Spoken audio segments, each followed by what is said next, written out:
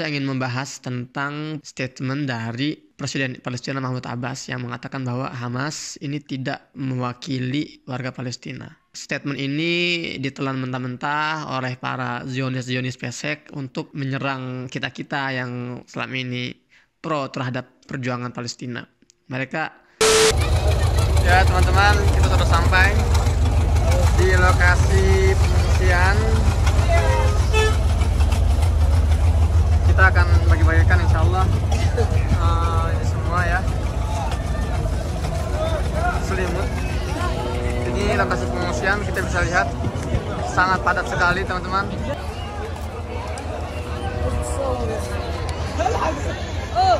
Bismillahirrahmanirrahim. Assalamualaikum warahmatullahi wabarakatuh. Alhamdulillah wassalatu wassalamu ala rasulillah. Rabbi shrah li sadri wa yassir li amri wahlul 'uqdatam min lisani yafqahu qawli. Rabbana zidna ilma.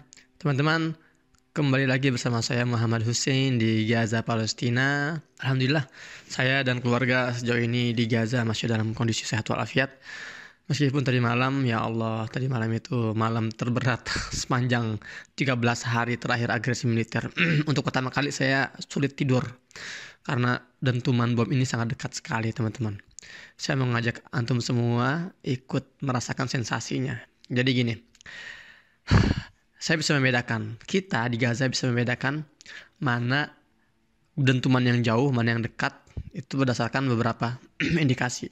Nah, pertama, kalau kita tiba-tiba mendengar bom, boom, tanpa mendengar suara pesawat yang lewat di atas kepala kita, itu artinya jauh lokasi pengeboman.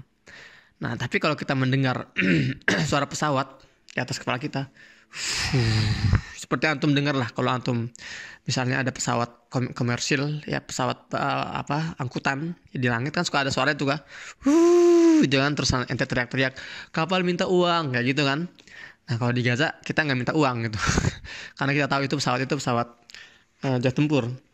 Nah, jadi kalau ada pesawat yang terdengar, dari situ kita tahu nih, ini bisa deket nih, ini targetnya nggak jauh, gitu kan.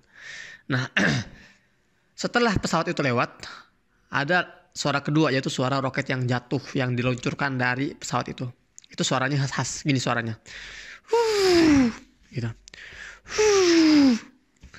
Kalau kita sudah sampai mendengar suara roket itu artinya targetnya nggak jauh. Dan itu yang semalam itu terjadi dengan kita di sini di wilayah selatan. Dan itu nggak berhenti, itu sangat intens sekali. Mungkin satu malam itu mungkin saya dengar lebih dari 40 lah itu suara ledakan tuh, dan dekat itu.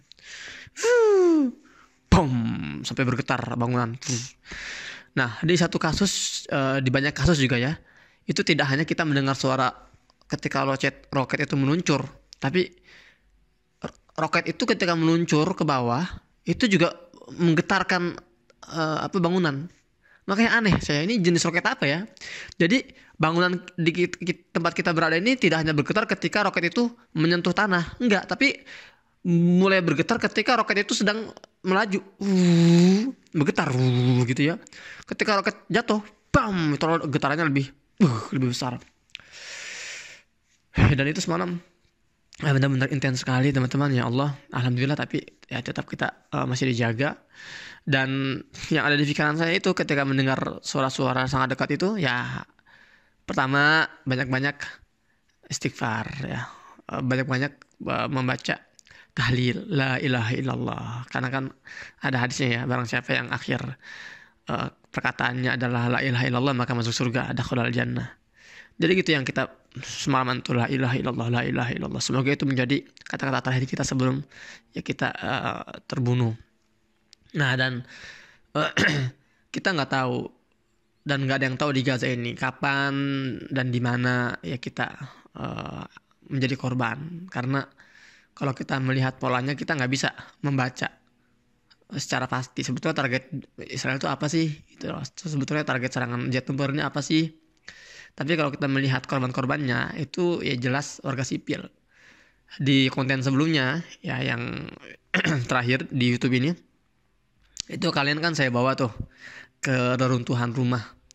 Ya yang saat itu lagi ada proses evakuasi. Coba antum cek lagi, yang belum nonton, cek dulu deh video sebelumnya. Video itu lokasinya hanya sekitar 300 meter kurang dari tempat saya berada.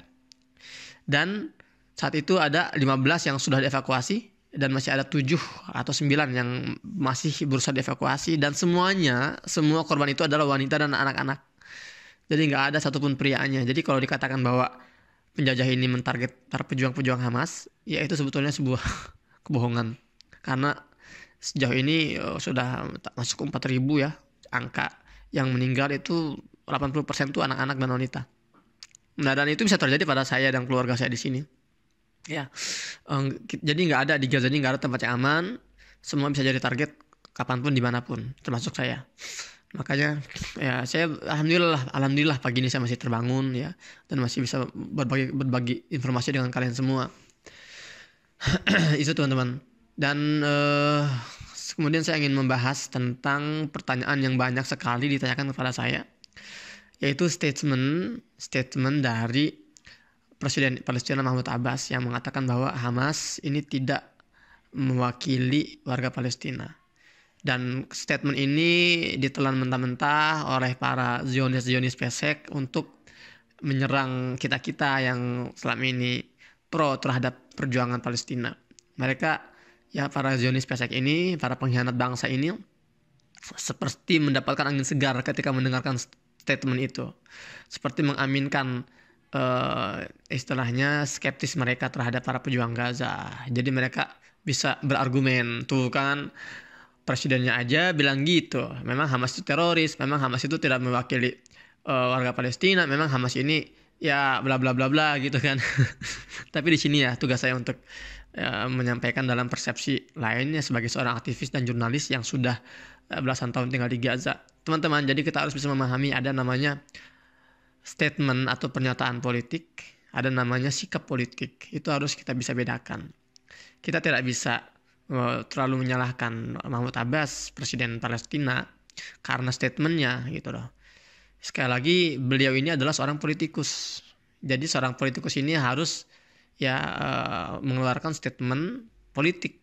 Dan kadang, dan di banyak hal, statement politik itu beda dengan sikap politik. Seperti itu. Jadi Mahmud Abbas ini beda teman-teman, environmentnya ya, kondisinya itu beda dengan teman-teman yang ada di Gaza yang bisa bebas berstatement. Karena lokasi Mahmud Abbas ini di Ramallah, di tepi barat, dan tepi barat itu sekalipun secara de jure dia tuh adalah wilayah Palestina, tapi secara de facto mereka itu dikuasai oleh Israel.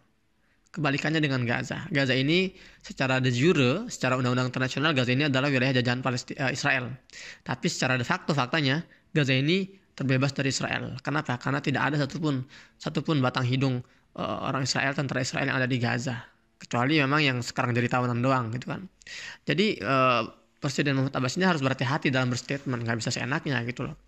Dan juga beliau ini tertawan oleh banyak hal di tepi barat itu. Ya, diantaranya apa? Diantaranya ya tadi masalah keamanan. Beliau gampang tuh digeruduk oleh Israel, ditangkap, dibunuh bisa itu, karena memang nggak ada keamanan di tempat beliau. Atau dia juga tertawan oleh misalnya bantuan asing. Jadi Amerika gampang aja. Kalau ente ya, wahai Mahmud Abbas, nggak mengeluarkan statement yang kita mau, kita akan stop bantuan asing untuk pemerintah. Kalau itu di stop, artinya akan banyak orang-orang Palestina yang semakin menderita.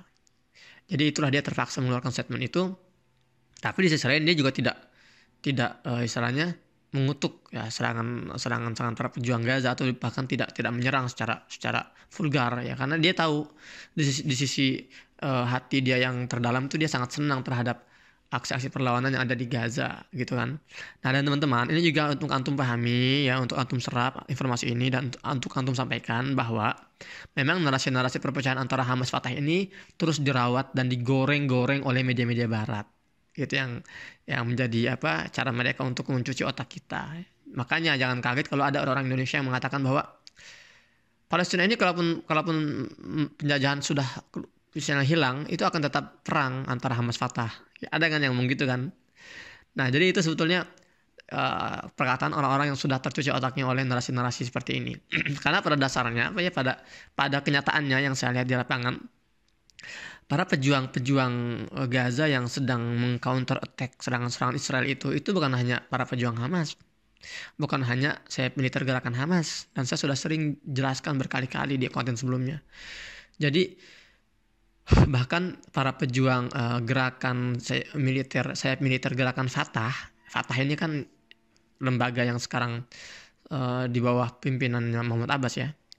Jadi bahkan sayap militer gerakan Fatah pun itu mereka ikut berjuang bahu-membahu bersama gerakan sayap militer gerakan Hamas. Jadi ada kesatuan di situ. Ya, ada saling menguatkan di situ. Ya, jadi memang secara statement terkesan ada perpecahan, tapi secara di lapangan itu sudah ada persatuan. Dan mereka tahu, Mahmud Abbas tahu bahwa sayap militer gerakan Fatah yang dia ketuai itu ikut berperang bahu membahu bersama para pejuang gerakan Hamas. Ya, jadi itu ya.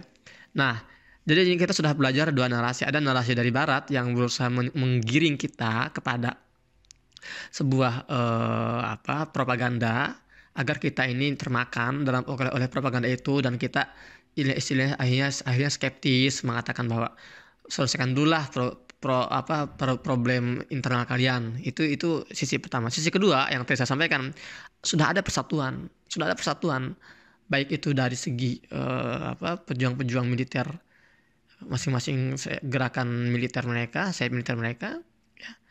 Dan juga ada persatuan di politik ya, di sisi politik. Maksudnya apa? Hari ini teman-teman, di Palestina ini sudah ada persatuan, satu kabinet, namanya kabinet bersatu antara Hamas dan Fatah. Jadi contoh nih, semua menteri-menteri pemerintahan itu ada di Ramallah. Menteri pendidikan di Ramallah, menteri ekonomi di Ramallah, semua di tepi barat. Tapi wakilnya semua di Gaza. Wakil menteri kesehatan itu ada di Gaza. Wakil menteri keamanan atau menteri dalam negeri ada di Gaza. Dan itu disahkan dan disetujui oleh kedua belah pihak. Itu di-ACC oleh Mahmud Abbas.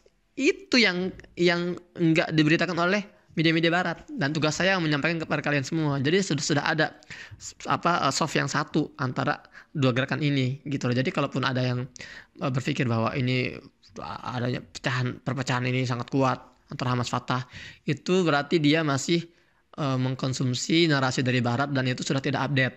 Nah, tapi yang update itu yang saya sampaikan sekarang ini. Jadi teman-teman gak usah gusar.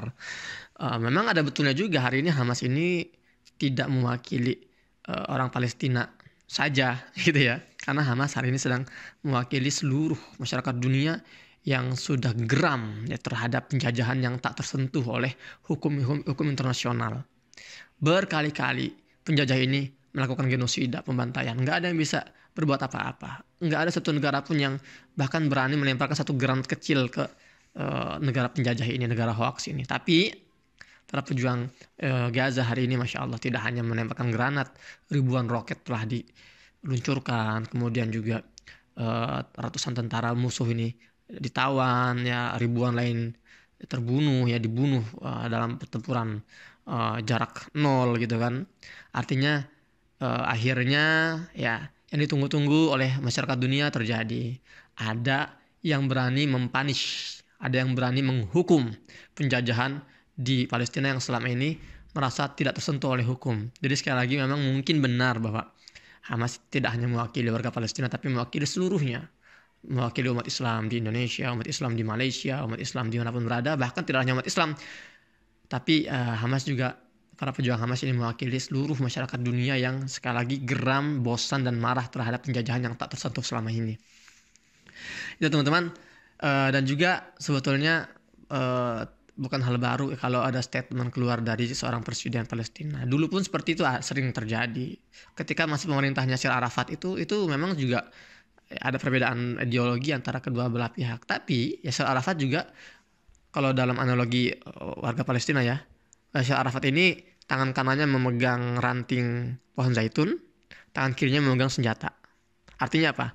Di media dia melakukan perundingan damai. Pohon zaitun ini adalah lambang perundingan damai Palestina. Tapi di bawah meja ya, Yasser Arafat ini juga terus mensuplai senjata untuk para pejuang-pejuang di Gaza.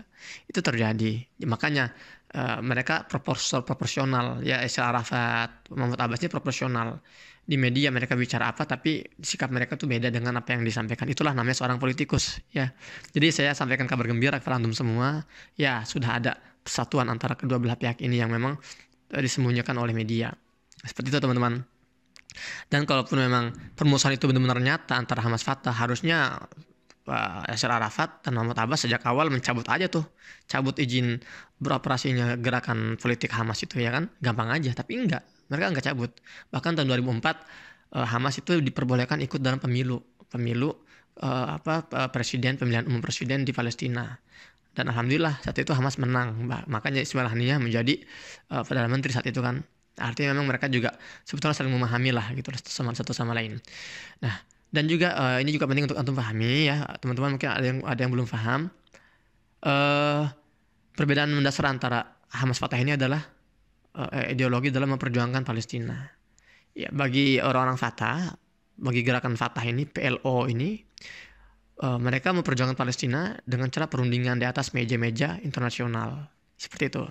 Jadi mereka bicara di PBB, mereka bicara di misalnya Mahkamah Kriminal Internasional, ya, mereka bicara di lembaga-lembaga hak asasi manusia gitu kan.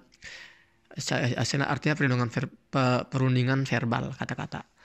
Nah, sementara Hamas juga berunding dengan penjajah. Namun pihak Hamas ini berunding dengan satu-satunya bahasa yang dimengerti oleh penjajah, yaitu apa? Bahasa kekerasan. Ya, karena Israel ini dia sudah nggak mempan ya kalau harus dinasihati dengan kata-kata, jadi harus dinasihati dengan aksi. Dan prinsip yang dimiliki oleh gerakan Hamas, namanya juga Hamas itu kan Harakatul Muqawamah Islamiyah, gerakan perlawanan Islam Palestina. Jadi mereka harus melawan, dan bagi mereka prinsipnya adalah sesuatu yang diambil paksa dengan kekerasan maka harus direbut kembali dengan kekerasan. Seperti itu teman-teman. Ya, semoga bermanfaat. Jadi teman-teman jangan putus harapan ya, jangan mau termakan oleh narasi-narasi Barat bahwa ada perpecahan. Ya, memang perpecahan terjadi, itu wajar, namanya partai politik, dimanapun pasti ada perpecahan. Tapi kenyataannya itu persatuan mereka itu lebih besar dan lebih berpengaruh daripada perpecahan yang selama ini digoreng-goreng oleh media-media Barat.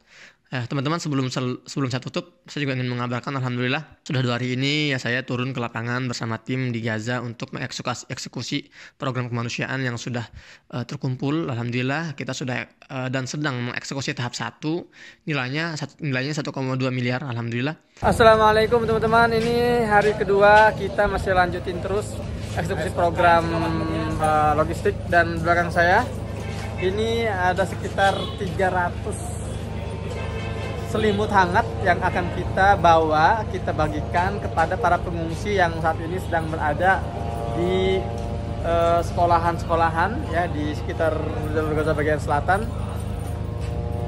Ini kita masih terus berada di bawah pantauan drone Israel.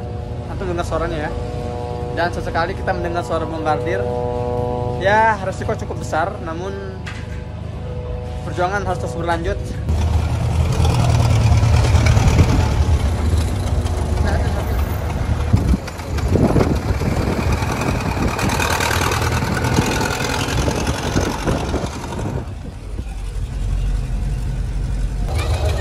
Teman-teman, kita sudah sampai di lokasi pengungsian. Kita akan bagi-bagikan insya Allah ini semua ya, selimut. Ini lokasi pengungsian, kita bisa lihat sangat padat sekali teman-teman. Ya Allah, ya Allah, kita lihat, ya Allah, ya Allah. Nah, ini dia. Jadi sekolahan ini dipenuhi oleh para pengungsi yang datang dari wilayah utara. Ya Allah, lihat ya, pada tidur di bawah tuh. Nggak ada selimut tuh, anak kecil tuh, ya Allah tuh.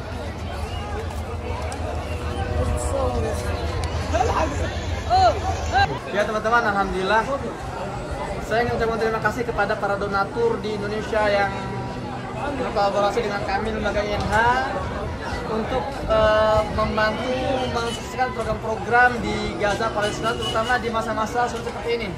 Sekarang saat ini kita sudah masuk hari kedua dalam eksekusi program tahap pertama, bantuan logistik darurat untuk warga Gaza, dan sekarang saya lagi ada di pengungsian di wilayah jalur Gaza bagian selatan. Di sini dipenuhi oleh ribuan warga Dan ya, kita hanya bawa nggak banyak sebetulnya teman-teman, masih jauh dari target kita. Maka dari itu semoga ini bukan akhir dari bantuan kita, tapi ini awal dari semangat kita membantu perjuangan mereka.